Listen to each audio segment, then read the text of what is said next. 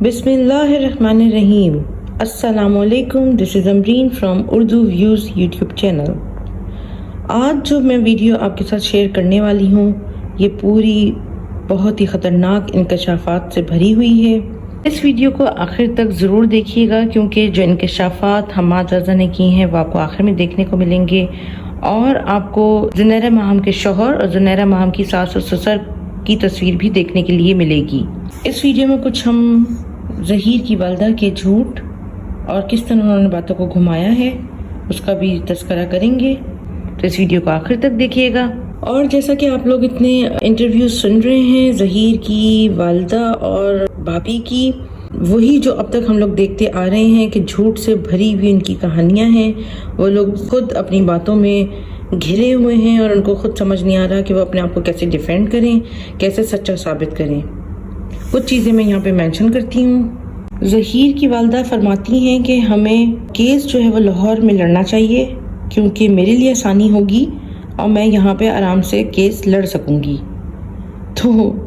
मैं कहना चाहूँगी कि अपनी फ़िक्र तो है कि लाहौर में केस लड़ें, लेकिन लड़की के पेरेंट्स को परेशानी होती है तो हो,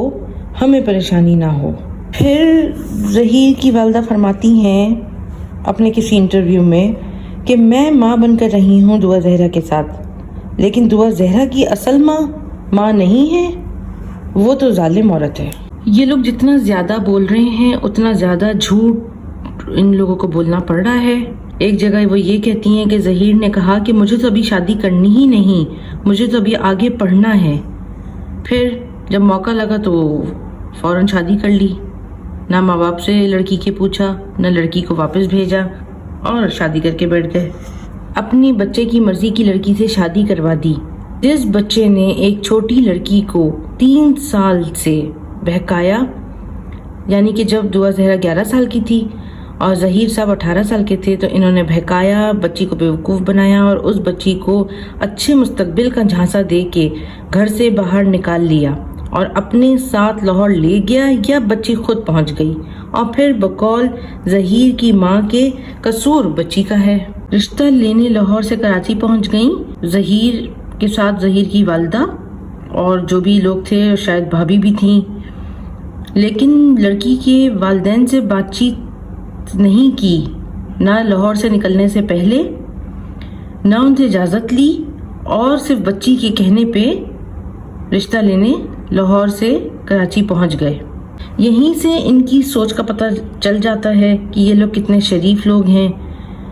अपनी ही झूठी बातों में फंस रहे हैं। अगर आप कराची के किसी एक घर से दूसरे घर में आप जाते हैं तो आप इजाज़त लेते हैं, फ़ोन नंबर लेते हैं, बातचीत करते हैं, फिर किसी के घर पे पहुंचते हैं। ये लोग लाहौर से कराची पहुंच गए रिश्ते के लिए और खुल के बोल रहे हैं कि हम तो बच्ची के कहने पे लाहौर से कराची पहुंच गए कि बच्ची ने बोला था मैं रिसीव करूंगी। फैसल सूरी ने अहमद शेरजट के साथ इंटरव्यू में मेंशन किया कि शब्बीर ने ये मेंशन किया है कि उसने जब ये लोग पहले गए थे कराची तो जब दुआ ज़हरा को देखा था, ये शब्बीर ने खुद बोला है। यानी कि दुआ ज़हरा को देखने का मतलब ये है कि शब्बीर ने ओके किया कि जैसे कि अगर हम लोग जो समझ रहे हैं कि ये किडनैपर्स हैं और आगे बच्ची को बेचने का इनका प्रोग्राम था, तो पहले बच्ची देखी गई और फिर उन्होंने ओके किया शब्बीर साहब ने और फिर उन्होंने अगवा कर लिया। तो इंटरव्यू में स्ट्रॉन्ग उज़्मा के साथ ज़हीर की वालदा फरमाती हैं, उन्होंने जब स्ट्रॉन्ग उज़्मा ने सवाल किया कि आप कितने अरसे से जानती थी कि ज़हीर कॉन्टेक्ट में है, तो वो खुद उन्होंने बोला कि 3 साल से। और फिर एकदम से जब दोबारा स्ट्रॉन्ग उज़्मा ने कोई बात और इसमें ऐड करी, पूछा, तो कहती हैं 6 महीने पहले बताया था ज़हीर ने।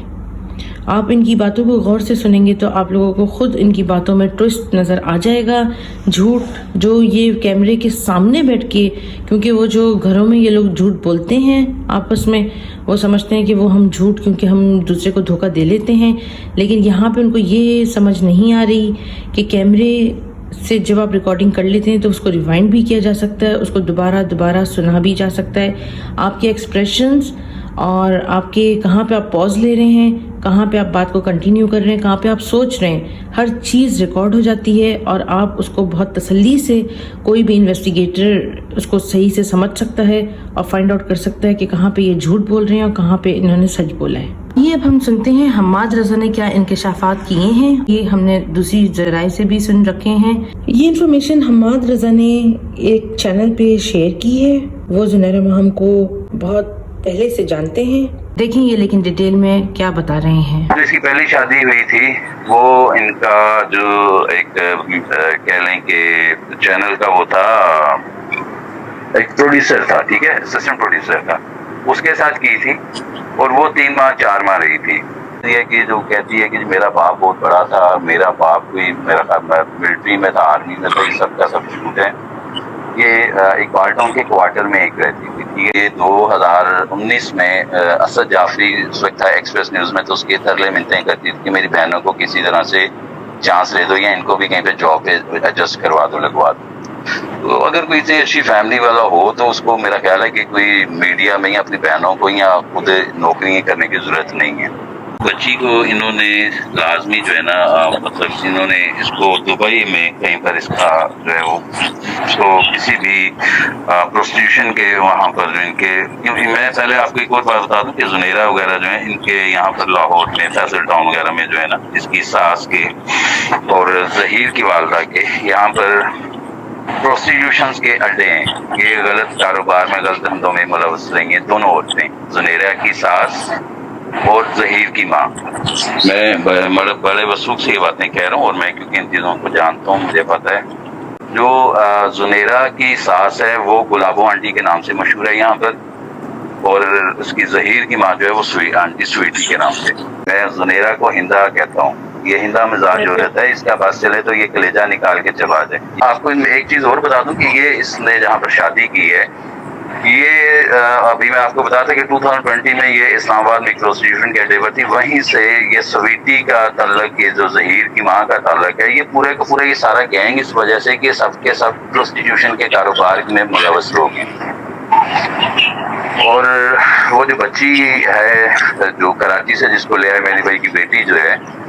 اس بیچاری کو وہ سیدھی سادھی ایک بچی، اس کو نہیں پتا تھا کہ اس کو اندازہ بھی نہیں کہ وہ کس دلدل میں گر گئی ہے۔ اور سب سے بڑی چیز یہ ہے کہ کوئی بھی باپ،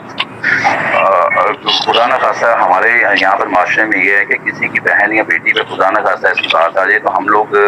اپنے دروازے بند کر لیتے ہیں کہ گھر سے باہر بات ہی نہ نکلے۔ اب جو ہو گیا سو اپنی قسمت کو پیٹ کے ہم چپ کر جاتے ہیں ہم لوگ، یہ جو ہمارے معاشرے میں ہوتا ہے، ٹھیک ہے۔ یہ ان کی بہت بڑی ہمت ہے میری بھائی کی کہ وہ بندہ کھڑا ہوا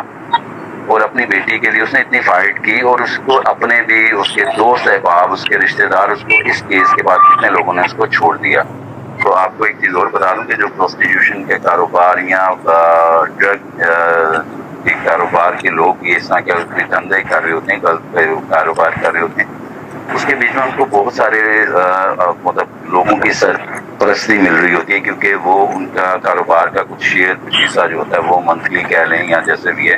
وہ اس آفیسر کو یا اس پولیس والوں کو دے رہے ہوتے ہیں، اور یہ لازمی اس کاروبار میں، اس گینگ میں اس طرح کے لوگوں کو انوالو کرتے ہیں۔ آج کے لیے اتنا ہی، امید ہے کہ آپ کو یہ ویڈیو پسند آئی ہوگی۔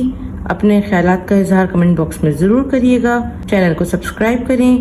ویڈیو کو لائک کریں اور اپنے دوستوں سے شیئر کریں۔ شکریہ۔